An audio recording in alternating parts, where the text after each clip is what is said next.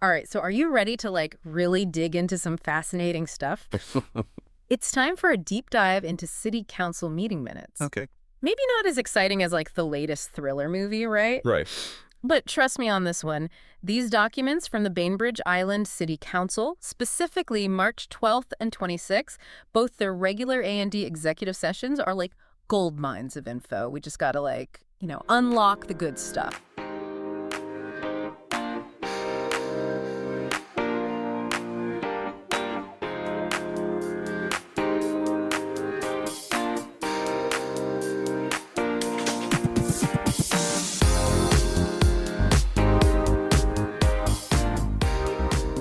You following? Yeah, and what's really interesting about these minutes is they give us a peek behind the curtain, so to speak, of how local government operates. Mm. And these decisions, no matter how small, end up shaping daily life on the island for everyone. Totally. And the fact that you thought to bring these to us tells me you're already one step ahead of the game, like a true civic detective, wanting to understand how things really work. And we're here to help you crack the case. Absolutely.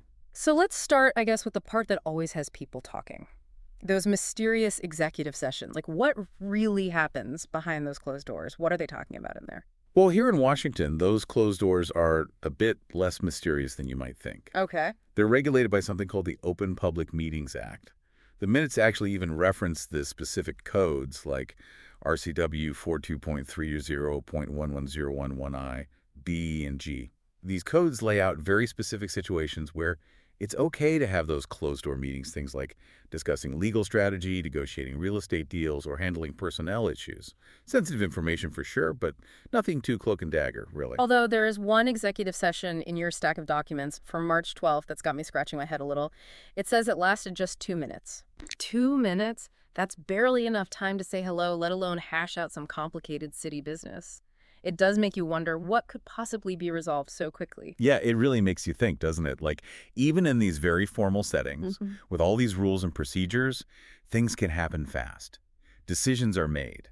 And sometimes we're left trying to put the pieces together with limited information. But let's be honest for a sec. The really interesting stuff, the real nitty-gritty, happens in the regular city council meetings. Right, where it's all out in the open. Exactly. Anyone can listen in. And looking at these minutes, honestly, I'm a little blown away by the sheer amount of stuff they cover.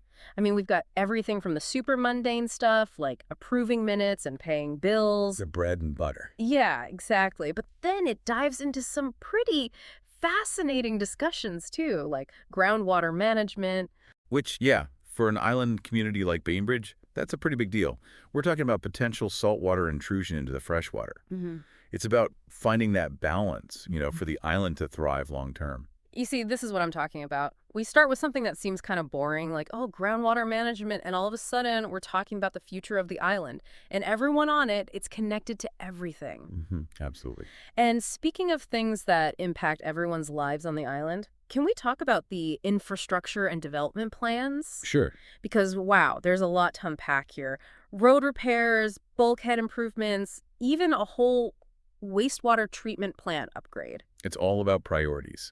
And these projects really highlight the focus on keeping Bainbridge Island running smoothly, Sure. the nuts and bolts that residents rely on every single day. For sure. And this might seem like a small detail, but I noticed the City Hall renovation project hit a snag.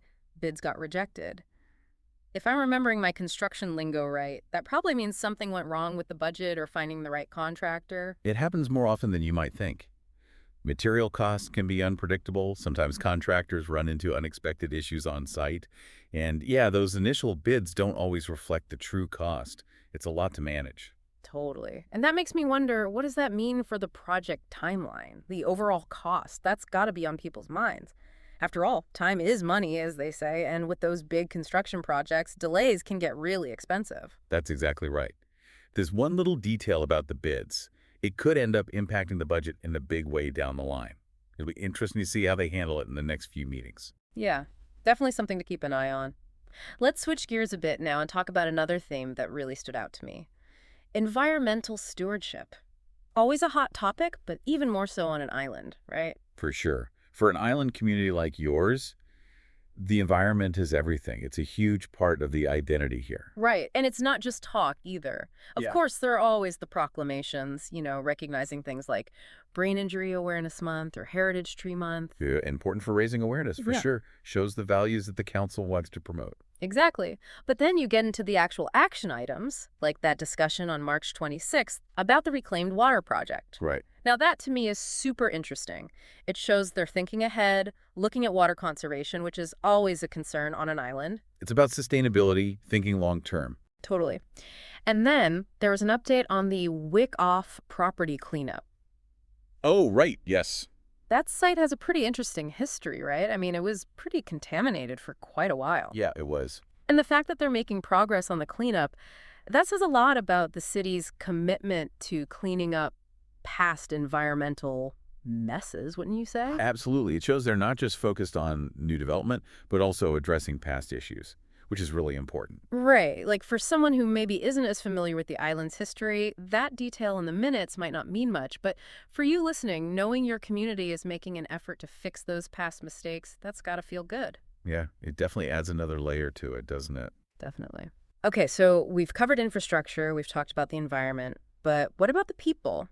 I think we need to move on to community engagement and the arts because, let me tell you, these minutes show that Bainbridge Island definitely knows how to celebrate the diversity of its people. I agree. I mean, you've got proclamations for Women's History Month, Cesar Chavez and Dolores Huerta Day, even Nidodo Nayoni Day, which commemorates the Japanese Americans interned during World War II. That's a powerful message. It really is. It shows a commitment to inclusivity, recognizing and honoring the different histories and cultures within the community. Yeah, it's about making everyone feel seen and welcome. Exactly. And then there's this, and I love this whole debate about public art for roundabouts. Who knew those things could be canvases for creative expression, right? Yeah, that's awesome. Yeah. They're always looking for ways to beautify the island, even the everyday spaces. Like, hey, you got to drive through a roundabout. Let's at least make it pretty. Exactly. I love that. It reminds me of, oh, you know what? Before I go off on a tangent about roundabout art, there's one more thing we have to talk about from these minutes. The community forum about the 625 Winslow Avenue Affordable Housing Project. Yes. Now, there's a topic that always gets people talking. For good reason, right? It's not just about, like, building new apartments. It's about making sure that Bainbridge Island is a place where everyone can afford to live no matter their income. That's right. And it kind of makes you think about those bigger questions about growth, how the island is developing, and what kind of community Bainbridge wants to be in the future, you know? Absolutely. It gets at the heart of it all. These discussions about affordable housing often bring up these bigger questions. It's about values. Exactly. And it makes you realize just how much these seemingly ordinary documents, these meeting minutes, actually reflect these really complex issues. It's like, at first glance, it might seem kind of boring, but then you dig a little deeper and you realize, wow, these decisions, they have the power to shape the entire island. They really do. And yeah, that's what I love about these deep dives we do. We take these little details, these individual events, and we start to connect the dots. And as we do that, a much bigger, much more interesting picture starts to emerge. It's like solving a puzzle, right? Exactly. So as we start to wrap up here, I'm curious, for you, what are the biggest takeaways from these meeting minutes? Like, what were the aha moments for you? The things that made you say, okay, wait, I need to pay attention to this. You know, one thing that really struck me was that tension between ambition and practicality. You see it with those big infrastructure projects, the goal of better roads, those upgraded facilities, all that. But then there's the reality. Budget limitations, potential delays, like with that city hall renovation we talked about.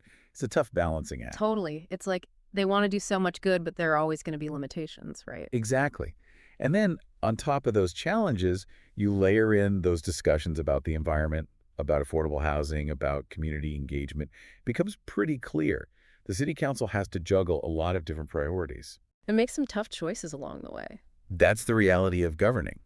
And that's why it's so important for people like yourself, the residents, to stay informed, to understand what's at stake, to get involved and make your voices heard. Because ultimately, this is about your community, your island. These meeting minutes, they're not just a boring record of the past. They're a window into what's happening right now. It's a story that's still being written. And a story that everyone has the power to influence.